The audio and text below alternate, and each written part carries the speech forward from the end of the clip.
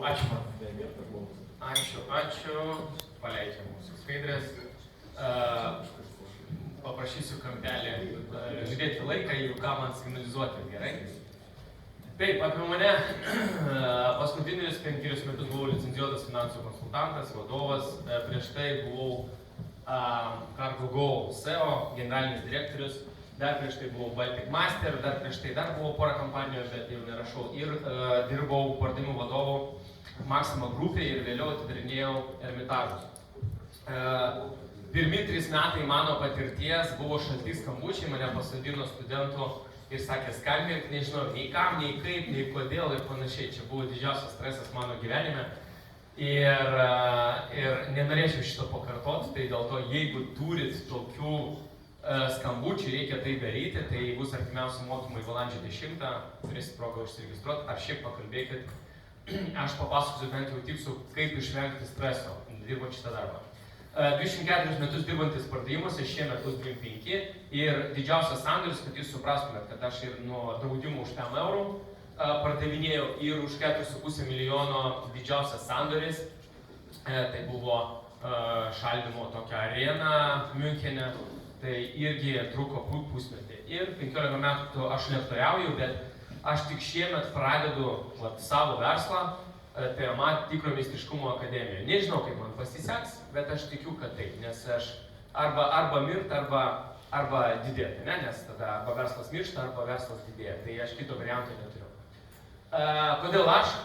Aš pardavėjęs praktikas 24 metus pardavimuose ir tik dabar pradedu treniruoti. Suprantate, ne? Yra profesionalus treneriai, yra profesionalus pardavėjai. Bet ne profesionalus treneriai galbūt. Treneris konsultantas 15 metų, NLP praktikas, turiu coachingo specialisto sertifikatą, turiu veidotyros analitikos sertifikatą ir taip toliau. Daug tų sertifikatų, aš net nežinau viską, ką turiu, nes čia, kada šeštadienį pradėjau ieškoti sertifikatų, kokį turiu, nes pamiršau. Kodėl aš pardavėjau 24 ir tik dabar drįstu mokyti. Visi kiti moka, tačiau pardavinėjo tik 2-5 metus. Aš pradėjau analizuoti konkurentus ir galvoju, nu kuo aš išskirtinis ir ką aš atradau. Yra tikrai gerų trenerių, čigonės, reiškia, yra ir daug visokių. Ir aš pradėjau žiūrėti, kiek jie iš tikrųjų pardavimuose dirbo. Tai max, ką išdirbo kiti treneriai 5 metus. Visą kitą laiką jie mokino, kaip parduoti, bet patys nepardavinėjo. Nu čia šiaip, aišku, kai gydytojai sako, nereikia persirgti visom ligom, kad būti gydytojai. Čia faktas su gydymu, bet gydyti apie pardavimus nelabai pavyks. Kas aš? Mano šeimina, visur moteris, tai įsivaizduokit, koks aš atsparus stresui. Pas mus net katė paėmė tik dėl to, kad jinai yra moteriškos lyties, sako, katinų mums nereikia. Mes turim vieną. Žaidžiu dar už rinktinę veterano, bet labai didžiuojas tom. Piešiu kartais, čia yra mano laisvalaikis. Ir mano aistra tai yra mafija masters, kas dar nebandėt, ateikit, išbandykit, šiaip geras treniruoklis pardavėjams, išbandyti savo įgūdžius. Turiu 3 myslės, va čia yra daug profesionalių pardavėjų, tikrai, tai pirma myslė. Kodėl turėčiau pirkti iš jūsų produktą ar paslaugą iš jūsų įmonės, būtent iš jūsų? Keliam rankas ir sakom, kodėl? Kodėl? Kokia priežastis? Išvardinti privalumus. Ką? Išvardinti privalumus. Kokius? Vardink. Garantija. Da, pohė. Aš tau neparduosiu tau. Be šansų, taip. Kas dar? Kokį? Taip. Gamina Lietuvoje. Ta pabarabanu, pusė Lietuvos gamina Lietuvoje, taip. Rankų darbo. Vat iš tavęs pirkščiau, gerai. Apie mano rankų? Ne. Man pinigų reikia. Pinigų, jeigu Ryčka tai pasakytų, jam smokėčiau, taip. Seniausiai rinkoje, kad visi dirba negerai. Nu ką reiškia seniausiai? Nu yra kompanijų 100 metų rinkoje ir ką? Dabar reikia pirkti iš jų.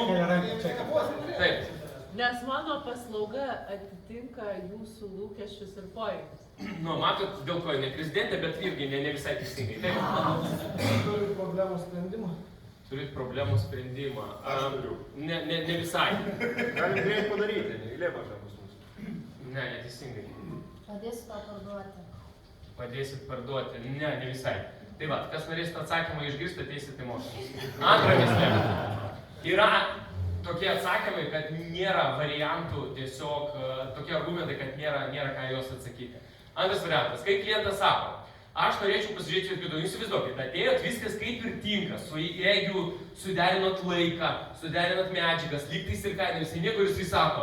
Nu, norėčiau pasižiūrėti ir kitų jūsų konkurentų pasiūlymus. Ką sakyt, Egi? Turiu dar šias įmonės. Jos atsiųs pasiūlymus. Nu, aš jam nesakysiu, ačiū. Bet... Tai iš vis pas tave nebegrįžčiau? Ne, Daliau. aš to nesakyčiau. Bet... Pala, Daliau.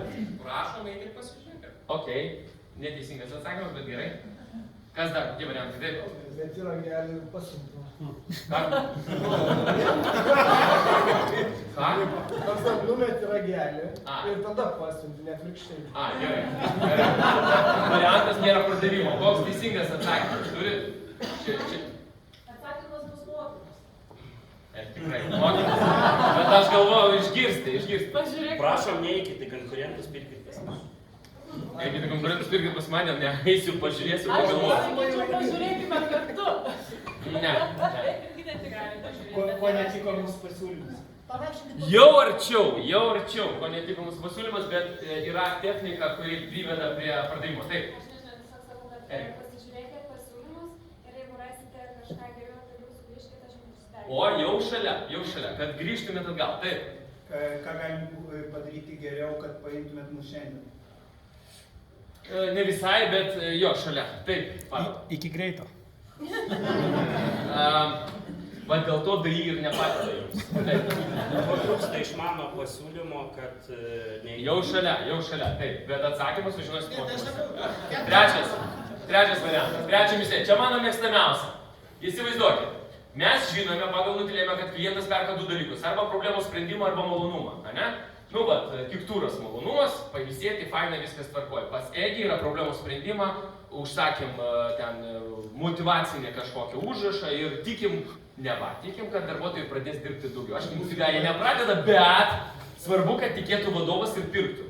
Taip, tai yra svarbu. Tai įsivaizduokit, yra du problemos sprendimų ir klientas sako, tarkim, pagalvosiu.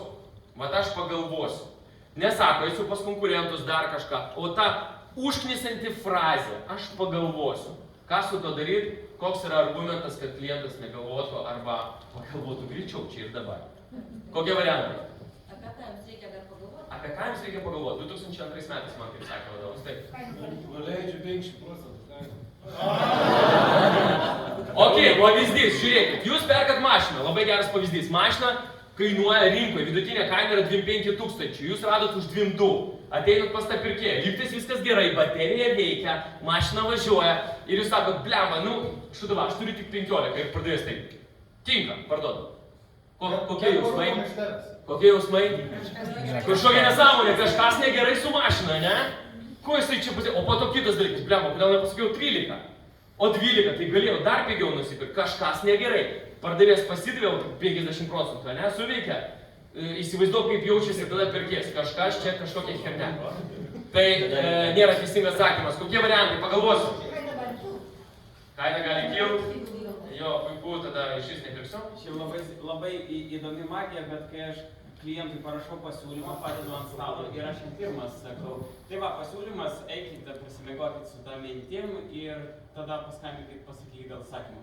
Kas keiščiausia, kad šitas suveikia taip, kad lengva ir grįžta.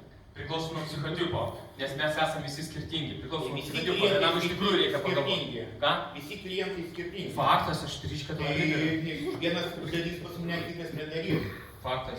Dėl to turiu skolinį Aš pranešti. sakau, kad mažiau bendrauti su klientu, palaikyti pas konkurentus, atnešti pasiūlymą, oficialų pasiūlymą su tam gamybos ir visą išlaidą 30% nuolaidą. Aš manau, iš vis pas tave visada perka ir pirmi klientai. Taip. Dėl ko jūs nusprendėte tai investuoti? Dėl ko nusprendėte tai investuoti? Yra. Aš pagalvosiu. Aš pasakiau pagalvosiu. Dėl ko nusprendėte? Ne visai. Taip. Tau liko vieną minutę. Puiku. Čia klientų? Aš duosiu jums biškį tipsų. Kodėl klientas žino, kad gali išspręsti savo problemą su jūsų produktu, tačiau dažnai atideda sprendimą. Biškį duodu tipsų, kas bus. Nes iš tikrųjų yra variantų, kai klientas negali atsisakyti. Mano mokymai. Čia yra mano mokymai, efektyvaus skambučio skriptai, derybų įtaigus prezentavimas, pardavimų mokymai, virtualūs online pardavimai ko skiriasi, vadovavimas pardavimų komandai, didelių pardavimų strategija ir taktika, kai projektai yra bent jau nuo 100 000 eurų, konfliktinių situacijų sprendimas, čia ryška padeda kartais efektyvi darbuotojų atranka, čia aš neatrinku darbuotojo, o tiesiog papasakau, kaip išvelgti tą darbuotoją, ar jisai tiks ar netiks. Ar yra skirtumas Jonai labadiena Jonai arba Jonai labadiena? Yra skirtumas ar ne? Kam yra skirtumas? Kuris variantas geresnis? Pirmas. Jonai labadiena? Pirmas? Kas sakė pirmas? Aš pirmas. O, dėl to tu sirkisą turėjo, ne pardavimų kompanija.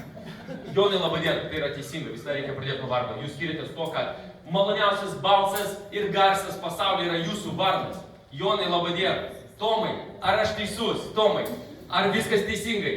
Tomai, ar jums patinka? Aš turiu dar 2 minutės. Tik vardas patogiai sakyta. Ir kaip padaryti skiepą nuo, jeigu nuolat girdime, aš pagalvosiu. Norit įrankį, bet jeigu aš turiu laiko, Tomai. Galite įrankį, duosiu įrankį, nemokamai. Pats klientas nuolat sako, pagalvosiu, užknisa, ką daryti. Žiūrėkit, paprasta, dauguma perka, o kai kas neperka. Tačiau jūs pradedat pokalbį arba konsultaciją nuo to. Žiūrėkit, pas mus yra taip. Dažniausiai perka mano paslaugą, bet būna ir neperka. Bet sutinkat, kad yra tokių klientų, kurie va čia užknisa, kai sako, pagalvosiu, išeina, aš jums skambinį, siunti pasiūlymus, nereaguoja, dingsta ir visa kita. Užknisa, sutinkat klientų sako. Sutinku. Sutarėm, jūs man to nesakysit. Arba sakot, taip patinka, arba ne, nepatinka. Tai nereiškia, jeigu patinka, kad jūs tikrai perkat, ir jeigu nepatinka, kad jūs manęs negersit. Tinka tas variantas, klientos? Gyvo. Ir po to, pokalbio pabaigoje, kai jūs pateikėt pasiūlymą, jis negali jums pasakyti, nes mes susitarėm.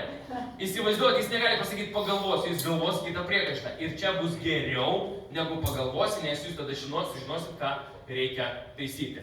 Ko aš ieškau? Štai čia, galbūt jūs pažįstate šitų kompanijų, aš noriu jiems pravesti mokymų, arba tas kompanijas pažįstat, kuriem aš galėčiau būti naudingas ir atiduoti savo patirtį. Viskas, ačiū jums, aš čia registracija mano finansinius mokymus, skambučio, kas norit, galite registruotis, paima telefonus, užsiregistruojat balandžio 4 dieną, jo, balandžio 4 dieną, mokymai aš viską.